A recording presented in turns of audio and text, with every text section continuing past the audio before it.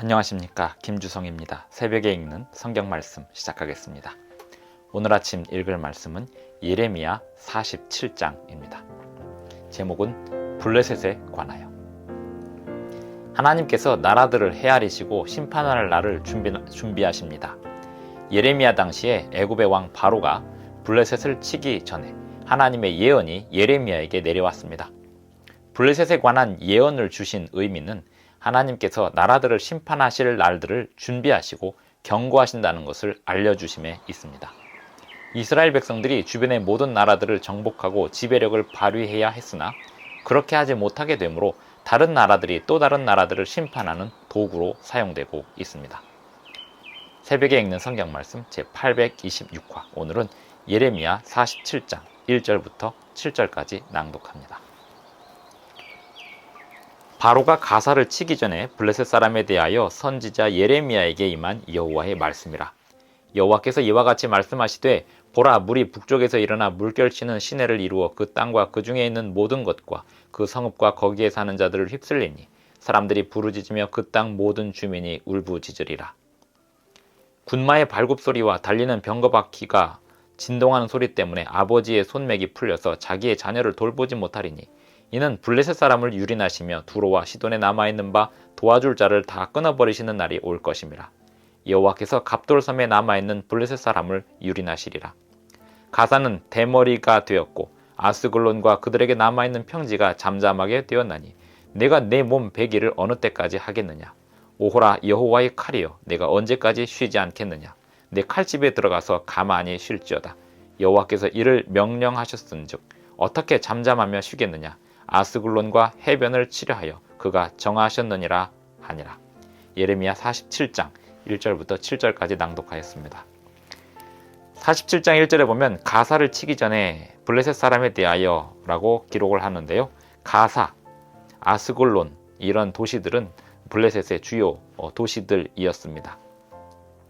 4절에 보면 이는 블레셋 사람을 유린하시며 두로와 시돈에 남아있는 바, 두로와 시돈은 이스라엘 북쪽에 있는 해안의 나라들이었고 블레셋은 이스라엘의 남쪽에 있는 해안가의 나라들이었습니다.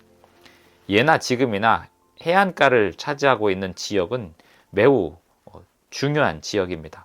이스라엘 백성들에게 있어서 블레셋은 남쪽 지방의 해안가를 차지한 강력한 나라였습니다. 그들은 부족 국가였고 주요 5개의 성읍을 중심으로 강력한 해안 국가를 건설하고 있었습니다. 5절에 보면 가사는 대머리가 되었고 아스글론과 그들에게 남아있는 평지가 잠잠하게 되었나니 주요 거점 도시들이 멸망하게 될 것을 예언하고 있는 것입니다. 하나님께서는 블레셋에 관하여도 예언을 주셨습니다. 그 이유는 블레셋을 끊임없이 지켜보고 계셨고 그 블레셋을 결국 심판하시는 날이 다가오고 있음을 예레미야에게 말씀하신 것이었습니다. 47장 1절에 보면 바로가 가사를 치기 전에 라고 했는데요. 바로가 가사를 치기 전에 블레셋 사람에 대하여 하나님께서 주신 말씀이 예레미야 47장에 언급되고 있었던 것입니다. 하나님은 이스라엘 백성들의 주변의 모든 나라들을 이스라엘 백성들을 통하여 심판하시고 또 그 나라들의 주님의 뜻이 전달되기를 바라고 계셨습니다. 하지만 이스라엘 나라는 하나님의 율법을 끊임없이 불순종함으로 멸망하게 되었고 하나님의 역할을, 하나님의 사자로서의 역할을 감당할 수 없게 되었습니다. 그리고 이제 이 나라들은 결국 서로 다른 나라들에 의하여 멸망하고 있습니다. 바벨론과 애굽이 그 역할을 하고 있었고 예레미야 당시에는 바벨론이 가장 강력한 강대국으로서 나라들을 심판하기도 하였습니다. 이스라엘 나라가 해야 할 일들을 다른 나라들이 대신하고 있는 것입니다. 그리고 그 심판의 도구로 사용되었던 나라들도 결국 심판을 받아 멸망하게 될 것이었습니다. 하나님께서는 개인들만 심판하시는 게 아닙니다.